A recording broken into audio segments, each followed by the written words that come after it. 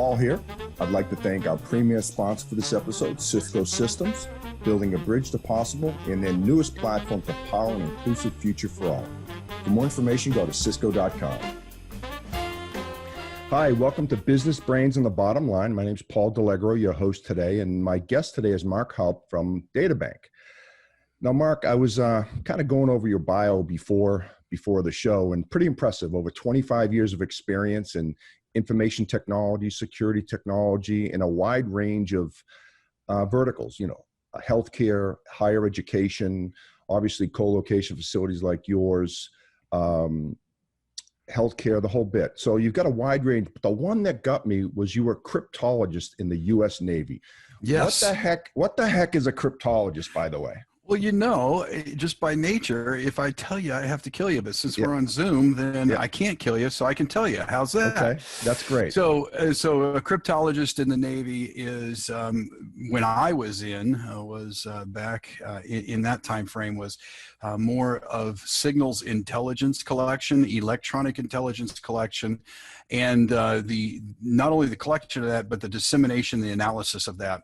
And specifically what I did was communications. So I was supporting the people who were actually sitting at the machines that were intercepting the satellite and intercepting the aircraft to aircraft, ship to shore type of communications, and deciphering that. I was sitting next to the linguist while they were listening in on the conversations that occurred between airplanes and ships and things like that back in that day of the Soviets. And I would take that information and I would put it on a message format and I would send it out, and I was responsible for ensuring the satellite communications worked, that all the encryption was in place using the various encryption tools that we had. And in the cases of extreme emergency, I was, and this is always fun, I was responsible for making sure the President of the United States had that information within 5 minutes of the, if not sooner, of the event occurring. So that was my job, regardless of wherever I was in the world. And there's a whole bunch of us, of course. Yeah. And so I was a CTO, is what we called it, a cryptologic technician operator. And so I operated the electronic equipment there and helped them with that. Wow, pretty impressive. You were like an important guy, I guess. Well, back then I thought I was more important than I was, but I was part of the intelligence apparatus. I didn't say I had intelligence, but I was part of the intelligence apparatus, and the team, and making sure that that our country was well informed of what was the other guys were doing, and that was back in the days, believe it or not, of the Soviet Union. The history books now, right? Yeah, exactly. So. Well, cool. Thanks. I had to ask you about that. I saw that. It was an interesting topic. But so I'd love to read off all your certifications, but I don't think we have enough time on the show to do that. So you get every security certification known to mankind, and so obviously the CISO for DataBank, and DataBank is a data center co-location facility with a number of different services, right? And we'll get into that in a few minutes, but as a CISO, it's an awesome responsibility. Not only do you have to have your data secure for DataBank, you've got a lot of customers that you've got to secure their data too. And if you don't, you're out of business, right? Absolutely. So you're absolutely correct. So there's, we tout that we have over 1,500 customers at DataBank, and in some way, shape, or form, if you looked at a RACI chart, responsible, accountable, consulted, informed, there's very little that I do where I fall into that CI, the consulted and informed piece. I'm more along the lines of the accountable and responsible function, even for customers and customers' data. Even if I'm not the one modifying the data, there's some sense of that I have to maintain that security, whether it's physical security, logical, electronic security. There's that accountability and that responsibility that falls upon me. So yes, it is a big job. Yeah, can I ask you a dumb question? And I got to ask this because everyone, what keeps you awake at night? And that's a dumb question because I'm sure there's a million things that keeps you awake at night, and with your responsibility. Yeah, funny thing you should ask that, because last night I was up until 3:38 in the morning, helping a customer fight off a DDoS attack. Yeah. So that's what really keeps me up. Meaning I'm in front of my computer, sitting there typing away and trying to defend the network. But as far as threats that keep me awake, there's a couple of different threats that keep me awake. One is what we call advanced persistent threat, which is a big fancy name the government and the agencies within the government put on what we used to call state-sponsored attacks, or one of the reasons they legitimately changed is because some of the terrorist organizations started being able to have cyber capability, so it moved beyond a state event. So advanced persistent threats are what keep me up, because each of those advanced persistent threats, once you reach that level, it's not just a skill set, but it's also a technical capabilities or capabilities level that you've reached. You have money that can afford the big, powerful systems, and the very dark, and I don't mean dark web, but I mean the very deep type of tool sets that they've probably have developed on their own. So if you think about it, what keeps me up at night is the Chinese, the Russian, the terrorist versions, and the Iranian versions of even, frankly, some of our friendly nations versions of the NSA, which is, our side of things keeps their CISOs up at night. Yeah. So that's what keeps me up for the most part, are the APTs.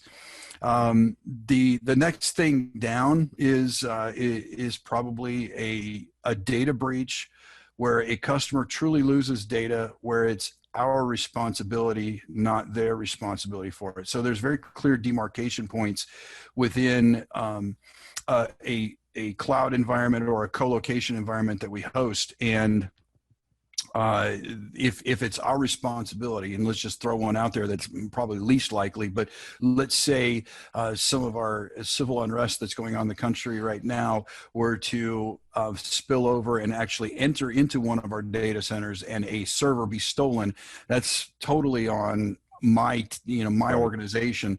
And that kind of thing, to some degree, is what keeps me up, is when it becomes our responsibility for such a large incident like that results in large data loss. In this day and age, what's going on out there, without getting political, I mean, that could happen, right? I mean, absolutely it could. Absolutely. And in fact, not my first rodeo, but back, we have a data center in Baltimore, and back during the riots in 2015, there was a real threat of that, some sort of destruction that was related to that. Maybe not theft, but the different things that were going on. So yes, it's very much a part of a CISO's life these days to very much consider what used to be unconsiderable, something that we didn't need to worry about. Yeah.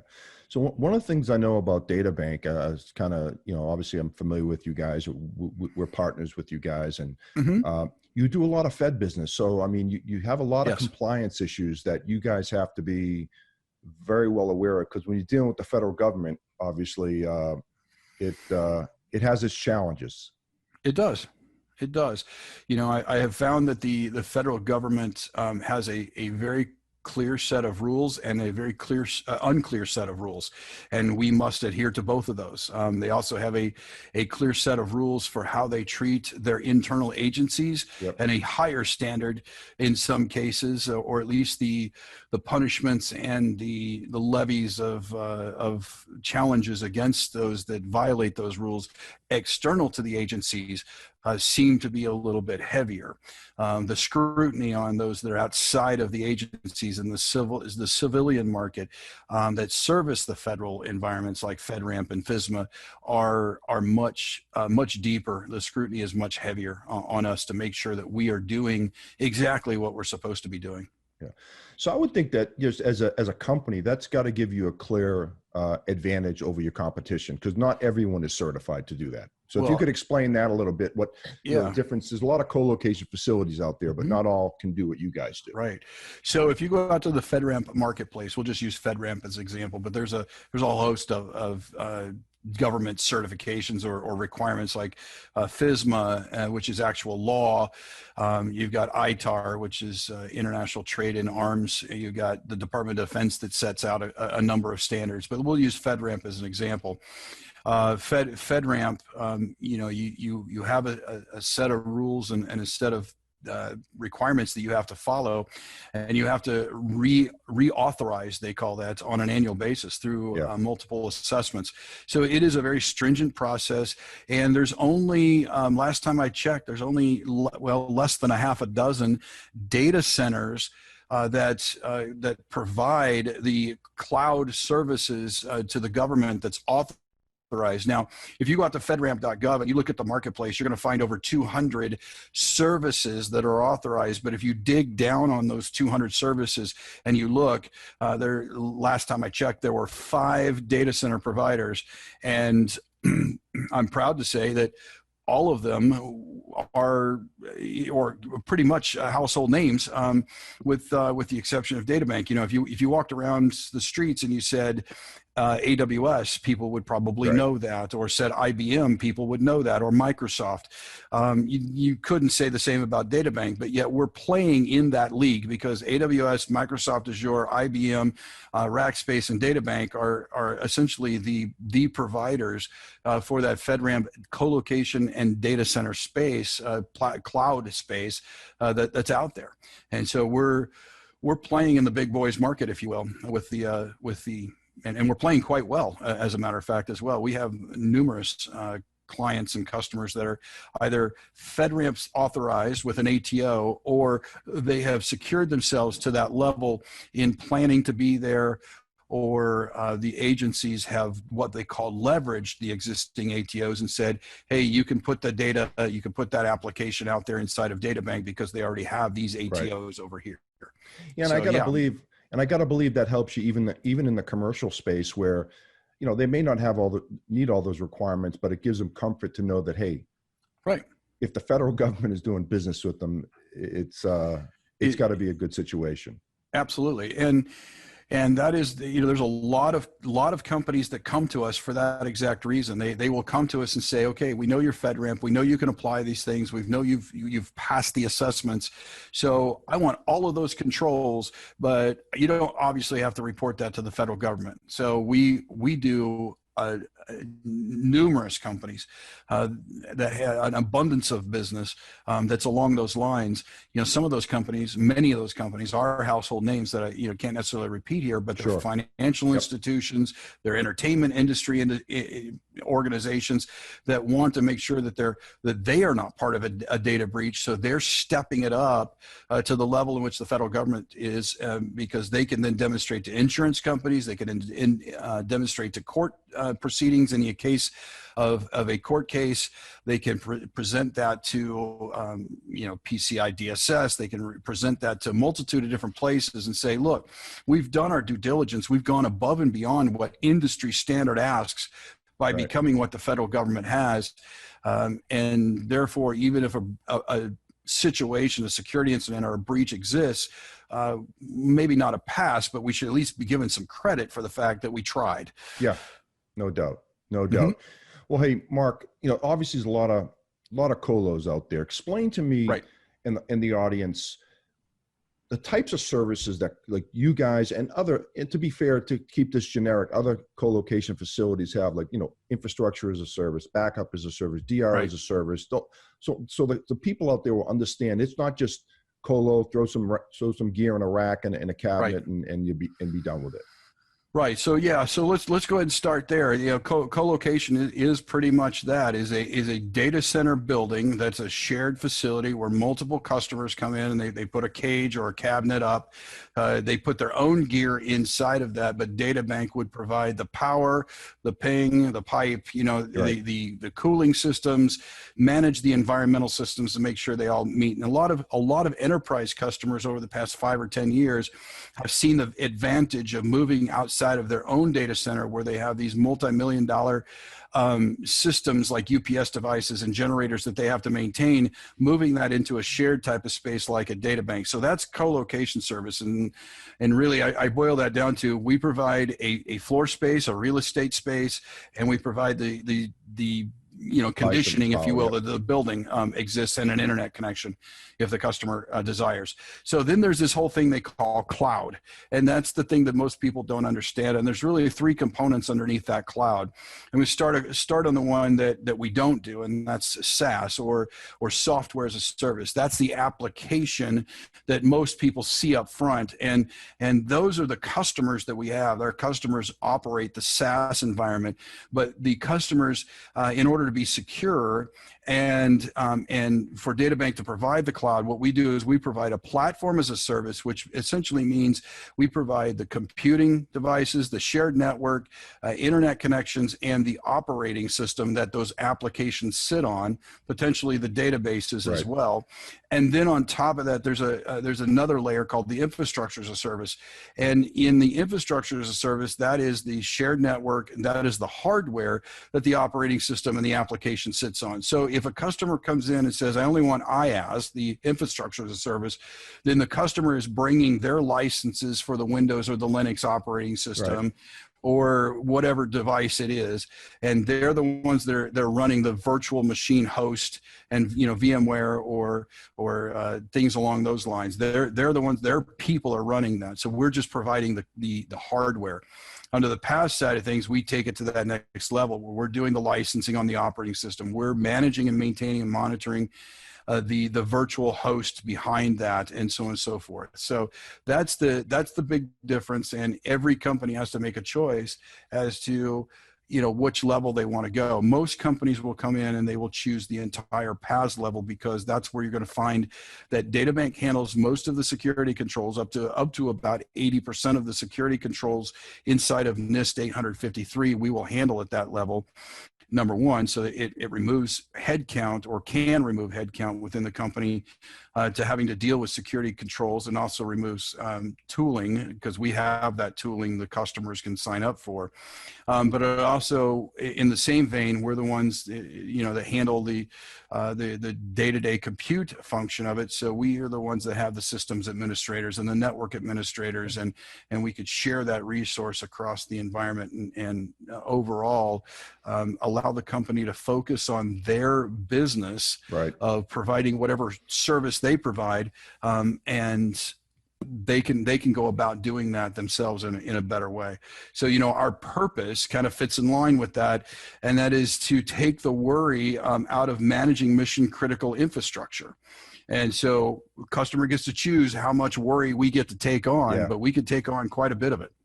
Yeah, no, it's a good point, Mark, because we find a lot of our customers are, a lot of times it's how much of a technical bench do you have, right? Do you have the skill set internally to do these? And a lot of companies don't, let's face it. I mean, there's a big shortage of IT folks out there. So companies have, like you said, have to face that decision of, okay, I could try to do this myself, but really, do I have the capabilities? So it's just basically outsourcing it to companies like yours. It is, to some degree it is, yes. Yeah. So I guess the big question now, Mark, we kind of went over, what data centers offer. The big question I have for you is, how do you go about securing all this? Because that's the big one. I mean, obviously, that's one of the hottest topics today. Every company you talk to is security, right? All types, from endpoint to the network to where you have so many customers. I got to believe that's every day you're worrying about this, and you're having attacks. Well, yes. So every day we are having attacks. In fact, I can probably point you to some statistics that indicate that we have upwards of 15 million attacks a day, in some way, shape, or form against our intrusion protection system and other devices. So yes, we're being attacked. Now, how many of those are serious? How many of them are nothing more than some guy's computer is sitting off a Comcast that's got a bot on it that's pinging against us? That's a whole different ball game and hours worth of discussion. But overall, how do you go about securing it? Believe it or not, it's the thought process is not as hard as you think. So there's a couple. First thing, if you're up and coming person who wants to be a CISO, or if you're a business owner that wants to figure out the security thing, the first thing you need to do is you need to identify what methodology you want to follow. And methodology meaning what set of security controls. So you really have 2 or 3 choices out there, and I really focus on 2. You have the International Standards Organization, the ISO 2700 series, 2701 and 2, that if you're an international company that's not doing U.S. federal government business, it's probably worthwhile to take a look at that opportunity, because a lot of the international countries are signing up and saying that ISO is the way to go. The alternate to that is the National Institutes of Science and Technology, or Standards and Technologies, a NIST program run by the federal government. Now, because we're a federal government provider, that means all those security controls were originally developed for the federal government and been shared with the private industry. So we subscribe to the NIST 800-53 revision 4, being the version that we utilize. And then underneath that, there's multiple layers that you could choose. So you have to do a risk assessment. That would be your next step, is do a risk assessment on your environment and what you're doing to understand how much the risk is. And then you can assign a low, moderate, or high risk assignment and utilize the controls within this 853 revision 4 that are assigned to those levels. So at the low level, you have a couple of hundred controls that you have to deal with. At the moderate level, you have 325. And then at the high level, you have over 400 controls that you need to apply on your environment. So the good thing is, and this is why it's somewhat simple, is, and oversimplified in my statement, is that those controls are already written for you. You don't have to come up with them. You don't have to envision them. Okay. They are free documents that you can download. Now, the hard part comes in interpreting those controls within your environment and conducting further risk assessment, which, once you select your controls, then risk assessment is in there again to determine really how far you need to tweak those. So that's the high level of how you would go about securing the environment. And then there's another thought process, or a thought process you layer on top of that, what's called multi-layer defense. And that is that there's no one silver bullet that can defend your entire network. You have to have layer after layer after layer, kind of like peeling back an onion of security controls. So you may have a content delivery network that has a web application firewall on it that sits outside of your network, and then a DDoS protection tool, and then a IPS intrusion protection tool, and then a load balancer and a firewall that all protect you at the perimeter. And then you get down to what we call the endpoints, or the servers themselves, the workstations. You have a whole nother set of tools and functions you can do there. So that's where it gets difficult, is making sure that those are tuned properly, making sure they're updated, because they have to be updated constantly to deal with the threats that are out there, and making sure that they're monitored and managed and maintained is the hard part. Yeah, you raise a good point. We tell our customers, there's a lot of solutions out there that say, oh, we do everything. And we tell our customers, you have to have a layered approach, because there's every solution does certain things better than others, right? So if, the whole strategy, like you said, is if one misses it, the other will catch it. But And so the key part, once all that's done, is putting in place what's called a continuous monitoring process. Right. I was just going to ask you about that. Continuous monitoring. Yep. So continuous monitoring is the heart of moving forward. And if you don't have a continuous monitoring process that has that identifies what you're going to be looking at, think of it as KPIs or some sort of metrics that identifies what you're looking at to tell you what the health and wealth of your security environment is. If you're not managing and monitoring that ConMon, then you're completely blind to what's going on, and somebody is most certainly attacking you. But yet with ConMon, if you have it in place and you're doing it well, you're looking at reports on a daily basis, a weekly basis, a monthly basis, a quarterly basis, and then you're having potentially third-party audits done on an annual basis to tell you the state of your environment. And then if you really wanted to get deep with it, you can layer on a security operations center that is 24/7 looking at real-time reports that are coming in, not just daily reports. But if you're not viewing those, your environment is hacked. If you are viewing those, there's a good chance you'll be able to catch the events at least earlier than what you would have if you were not watching them. You may be able to prevent a lot of attacks and a lot of problems by doing continuous monitoring. Yeah, and to that point, I mean, how do you remediate when you get that many, like you said, 400,000 attacks a day? You've got to have some automated solutions in there that will kind of weed out, okay, this is a false positive, or this is, this is more severe. We got to address this. I mean, how do you do those types of things? Yeah, so a lot of times the tools, if they're tuned properly, will allow the cream to rise to the top, if you will, allow you to see the things that are problems. There's a lot of companies out there that are touting artificial intelligence. I personally don't believe that artificial intelligence is the end all that some companies believe it is. I prefer to subscribe to machine learning, Yep. type of situation instead of artificial intelligence.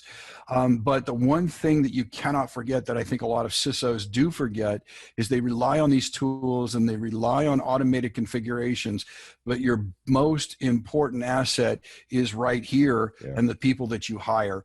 I have found that that if you hire the right people who are committed, loyal, and intelligent, you will find and be able to address more security issues than even many of the automated tools, because those people will act as managers and responsible parties over those tools, be able to tweak them to the manner in which will give them the data that they know how to utilize and correlate the events that are going on, not just what's on the screen, but also thinking to themselves. For example, I just heard that, I'm just making this up, but I just heard that so-and-so company has been attacked over here, and I heard that so-and-so company's been attacked over here. That sounds very similar to what's going on here. Let's dig deeper on that.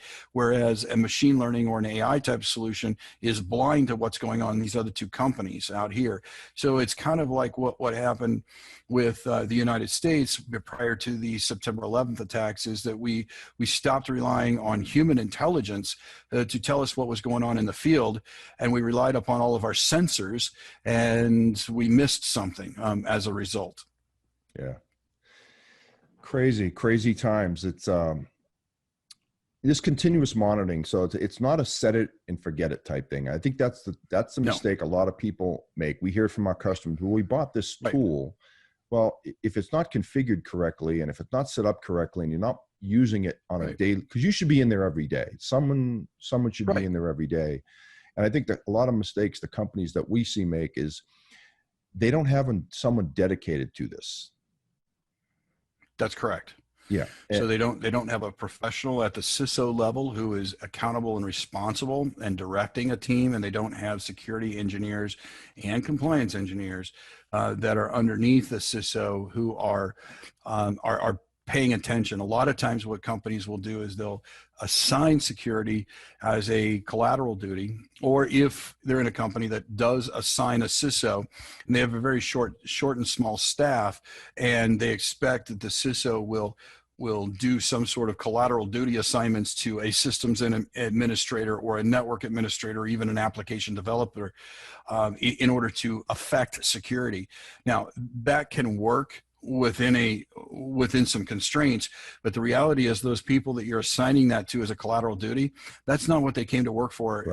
That's not what they came to work in your company for, and they look at it as drudgery, whereas you need to find people who are passionate about security that will think beyond what's going on and think about how to make these things work miraculous activities. Yeah, I mean, as you know, Mark, I'm not telling you anything you don't know, but there's a huge shortage in people that are going into technology today, especially security, and there's such a shortage. And if I had to tell a young person today coming out of college, if you're going to get into a technology, get into security, because it's one of the fastest growing areas. Matter of fact, my absolutely, a cousin's kid just went into the Air Force, and he's trying to get into the cybersecurity portion of the Air Force. I think it's a smart move. Yeah, absolutely. Especially, especially this time, because they'll give you the training. They'll give you better than college Yep, training, because they'll give you absolutely. practical 40 hours a week for, 8 to 10, 20 hours or 20 weeks in a row. And then you go and do that work. And frankly, the military is about the only place in the world right now where you could do offensive security instead of just defensive security. Yeah. So you get that exposure. But this whole COVID thing, it always seems to come back to coronavirus these days. But this whole COVID thing, I think, exposed a lot of people to which careers right now in our world are hot and ones to go into that are, I feel for the people that got laid off or are, stuck in a particular career. But if you really take a step back and look and say, okay, who's still employed right now? Those people that have been laid off probably need to retrain themselves to the job fields that are still employed. Emergency medical workers, emergency physicians and nurses, and IT people in data centers, and security people inside military and data centers and government. We've all been working, and in fact, I would hang around with people I know, and they say, that were laid off or on furlough. They're like, I don't know what to do with myself. I'm like, I don't know what to do with myself either. I'm working 18 hours a day to try and keep up, and they're not working at all. So, here's an opportunity, folks, and let's roll with it. Yeah, I mean, to that point, I mean, our companies, we're blowing out last year's numbers because we're going in solving problems, right? I always said in the VAR community, if you're just out selling stuff, you're probably not going to do well. But if you have good technical folks like we have, we're like I said, we've already blown out last year's number, and it's only Q3. So yeah, I guess for you. For us, that's good. I mean, but I wish the world would get back to normal. I mean, I feel bad. I see a lot of those businesses out there, like a simple one, my local dry cleaner. I mean, nice, the Chinese family, great people. They're running the machines 2 days a week because no one's getting dressed anymore, right? No one's leaving their house. So yeah, same thing. I mean, these shirts, I used to be able to take them in one day and pick them up the next. And now I have to take them in on, on Thursday. I could pick them up on Friday. But if I take them in on Friday, I'm not getting them until the next Friday. So, they're running 1 day a week in our little town. So, yeah. Yeah. Costs a lot to fire those machines up. So, well, Mark, if you, what advice would you give someone if they're saying, hey, I don't know, should we go to the cloud? Should we not go to the cloud? What type of managed services should I consider? I mean, what are the considerations you think people should look at before they dip their toe in the water? Yep. That's a great question. And, my answer might surprise you. And the first thing I would sit down and ask you is what is your current environment and what are your goals from a business perspective? If your current environment is a, Fortune 500, Fortune 1000, and you're having your own data center and your business goals are to continue to focus on your business and grow, then, I'd be directing you maybe towards a hybrid model, because you probably have some older mainframe or older Oracle and other types of databases and stuff, AS400s maybe even. Those kinds of things will go very well inside of a colocation environment, and so we could put that in the colo and relieve you of those building responsibilities, but then your other applications could go into the cloud as a hybrid. So the answer there is not as clear cut as you might think. The answer is you as an organization need to sit down and conduct what I would call a risk assessment, but not necessarily a risk assessment as in what's the problem and from a security perspective, but a risk assessment from, hey, what do I need to grow my business? Where is what does the next 5 years look like? Are you going to retire that AS400 and move more and more to a Windows-based Microsoft SQL background, for example? So if that's the case, then let's move in a hybrid environment and let's start moving into the platform as a service. If you sit down as a company and say, we're not ready to turn all that stuff over to another company. We don't trust that. We've seen another company like us, you know, have vendor relation problems and stuff. So maybe we might want to think about putting you in an IaaS type of environment where we'll take care of your hardware and we'll take care of that shared internet connection, and we can burst upward and expand that internet connection and maybe put some security tools on the front of it. But your internal staff will still have full responsibility over the operating system, over the virtual machine hosts and guests and the databases and everything that's involved in it. So, you know, it really depends. And you know, the larger the company or the more traditional the company, the more of a hybrid type of approach or more of an IaaS type of approach people are going to take. But reality is, if you're a forward-thinking company, you probably have got to be looking at what we would traditionally call the cloud, meaning the platform as a service, software as a service type of environment. You need to be looking at you know, for example, instead of having Microsoft Office and an Exchange server internally, you need to be looking at Microsoft Office 365 as a SaaS offering from Microsoft, and just get that stuff off of your workstations, and then, you know, moving your servers into a virtualization. If they're currently individual servers sitting in a rack, you might be able to take 10 or 15 servers and virtualize them inside of one chassis, for example, and share the compute and share the RAM, and you know, taking a look at even as deep as what are your servers doing? You know, maybe one server works harder at night and another server is a daytime type server. You could put them both on the same virtual host as separate guests, and one will take priority over the other at different times during the day and using the resources that are available.